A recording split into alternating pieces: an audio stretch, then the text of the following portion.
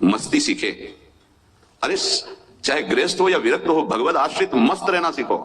सदा रहो अलमस्त, नाम की धुन में हो जा मत वाला। निरंतर नाम, क्या फर्क पड़ता है मन सही है या गलत, क्या फर्क पड़ता है? क्यों? क्योंकि मैं स्वयं प्रभु के आश्रित हूं, मैं सच्चिदानंद का सच्चिदानंद अंश हूं। ना मैं कभी दूषित था, ना दूषित हूं, न दूषित रहूंगा, और ना सृष्टि में किसी की सामर्थ्य है कि मुझे दूषित कर सके। इंद्रियां दूषित हो सकती हैं, मन दूषित हो सकता है, क्रिया दूषित हो सकती है। अब हम प्रभु के बल से इन इंद्रिय, मन और शरीर के दोषों का नाश करूंगा, ना कि इनके अनुसार चलूंगा। ये उपासक का स्वरूप है। व्यथा इंद्रिय प्रमथन स्वभाव वाली, मनुष्य प्रमथन स्वभाव वाला, इनके मथित होने पर, मनमथ नाम है काम का, वो इनमें बैठ करके ऐसा प्रमथन करता है, ऐसी व्यथा उत्पन्न करता है कि साधक का तदात्म भाव होने के कारण वो असहनीय हो जाता है और वो गलत संकल्प और चेष्टा में उतर जाता है। इसी को सह गया सो महापुरुष। यम ही न व्यथयन्ते ते पुरुषम पुरुषर्षभ। हे पुरुषों में श्रेष्ठ अर्जुन, अर्थात वो पुरुषों में श्रेष्ठ पुरुष है जो प्राप्त व्यथा को सह जाता है। इंद्रिय मन के द्वारा विकारात्मक पीड़ा को बिना किसी से राग द्वेष किए चुपचाप सह गया, ये भगवान की विशेष कृपा उस पर। हमारा मन क्या बुद्धि के साथ सोचवाता है कि जब हमें जो काम सताया, लोभ मोह ममता जो भी, हमें वो तत्काल मिल गया और हम शांत हो गए तो सौभाग्य समझते हैं। दुर्भाग्य है उस उपासक का जो चाहे और उसको प्राप्त हो जाए, दुर्भाग्य है उसका। सौभाग्यशाली वो है जो चाहे और ना मिले और जलता हुआ सह गया, उसे वो चीज मिलेगी जो त्रिभुवन में किसी को किसी साधना से नहीं मिलती। यम ही न व्यथयन्ते ते पुरुषम पुरुषर्षभ शम दुखा सुखाधीरम स्वमृतत्वाय कल्पते। वो अमृत पद का अधिकारी हो गया, वो अमर हो गया, अविनाशी हो गया, वो अविनाशी पद में आरूढ़ हो गया जो इस व्यथा को सह गया। व्यथा को सहने वाला वही होता है जो व्यथा का दृष्टा बनता है, भोगता नहीं।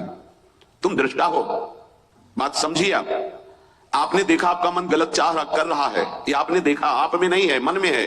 पर कहने को होता है कि मेरे मन में दोष आ गया, लेकिन मेरे मन में नहीं, वो मेरे में आ गया, मैंने स्वीकार कर लिया। यही दुर्दशा है माया के द्वारा की गई। इसी का नाम जड़ चेतन ग्रंथि है। यही चिज्जड़ ग्रंथि है जिसका नाश करते हैं वेदांत के द्वारा, भक्ति के द्वारा, योग के द्वारा, कर्म योग के द्वारा, सत्संग के द्वारा, शास्त्र स्वाध्याय के द्वारा। आपको विविध शास्त्रों का सार 5 मिनट में मिल गया। जो जीवन भर प्रयोग किया गया शास्त्र स्वाध्याय करके संतों की कृपा से, वो 5 मिनट में मिल गया। अगर इसे स्वीकार कर लें तो बहुत जल्दी आप महात्मा बन जाएंगे, चाहे गृहस्थ में हो या विरक्त में। महात्मा का संबोधन स्थिति से है, बाहरी किसी पद पदवी से नहीं। स्थिति होती है, उसे महात्मा कहते हैं। महात्मा शब्द भगवान के आगे भी लगता है, महात्मा श्री कृष्ण, ऐसा कई बार महाभारत में संबोधन हुआ। महापुरुष भगवान को कहते हैं, वंदे महापुरुष ते चरणारविंदम। जो भगवान में तन्मय हो गया वो महात्मा, जो भगवान में भगवत भाव को प्राप्त कर लिया वो महापुरुष, अर्थात भगवान और भगवान के जनों में अभेद स्थिति हो जाती है। अगर ये आज जो चर्चा हो रही इसको आप अपने जीवन में नहीं धारण कर पा रहे तो दुर्भाग्य है, जलोगे, रोगे, परेशान कर देगा तुम्हें मन। इसको बहुत बार सुनना। एक एक शब्द अमृत है, ये जीवन का सार हम आपको बता रहे हैं। मन से लड़ने की ये युक्तियां हैं जिससे साधु अपने मन को भगवान में लगाकर शांत करता है। जब हमारा मन भगवान में होने लगता है तो उसमें भाव का प्रादुर्भाव हो जाता है। फिर ये जो अभाव है इसी से कामनाएं प्रकट होती हैं। शब्द को पकड़ना, मन में सुख का अभाव ही भोगों की कामना पैदा करता है।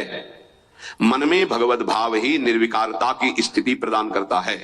जब आप इन 4 सूत्रों का प्रयोग करके मन को भाव में ले आएंगे तो यही मन जो आपको रुलाता है यही नचा देगा। पायो जी पायो मैंने राम रतन धन पायो, नाच पड़ोगे कि वस्तु अमोलक दी मेरे सदगुरु, निश्चिदिन बढ़त सवायो, रात दिन आनंद बढ़ रहा है, सदगुरु ने निहाल कर दिया। किसी को ऐसा लगता हो कि हाथ रखने से ये विकार नष्ट हो जाते हैं, आज तक हमने कहीं शास्त्र में नहीं पाया ऐसा, कई संतों से ऐसा नहीं पाया। सबने उपदेश देकर के, कृपा शक्ति देकर के साधन में लगाया और उसको परिपक्व किया, उपासक को बलवान बनाया। अगर ये आशीर्वाद से होता तो उपदेश ना देकर सबके हाथ माथे पे रख देते, भगवान सबका मंगल करे, सब निर्विकार हो जाए। कभी ऐसा नहीं हुआ है, ना ऐसा हो सकता है। हम जब संतों के वचन पर श्रद्धा करते हैं और उसको स्वीकार करके आचरण में लाते हैं तो वही आशीर्वाद हो गया कि हमारा पुरुषार्थ सार्थक हो गया।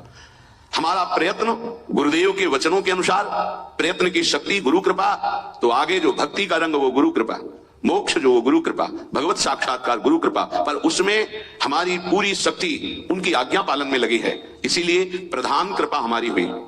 हम प्रधान कृपा अपने ऊपर नहीं करते, और तो सहायक कृपा सब है। भगवान की कृपा, मानव देह मिला, सत्संग मिल रहा है। गुरु की कृपा, स्वीकार किया, मंत्र दिया, नाम दिया, उपदेश कर रहे हैं। शास्त्र कृपा, हमें सुलभ मार्ग, भगवत मार्ग, उससे नाना प्रकार के बचाव पक्ष की बातें, उसमें आसक्त होने की बातें दोनों बताई गई। परमार्थ में कैसे आसक्त हुआ जाता है, परमार्थ में कैसे बचा जाता है, शास्त्र कृपा भी है। अपनी कृपा हम नहीं कर पा रहे।